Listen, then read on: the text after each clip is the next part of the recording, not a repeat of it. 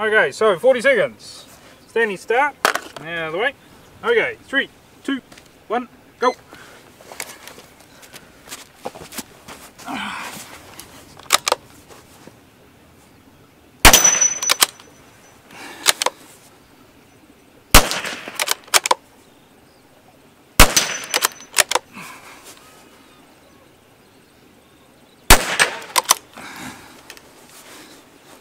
These open. Okay, right, there we go.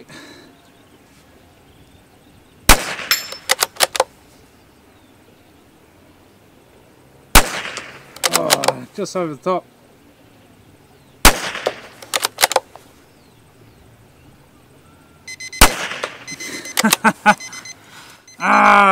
So here's my 40 seconds up.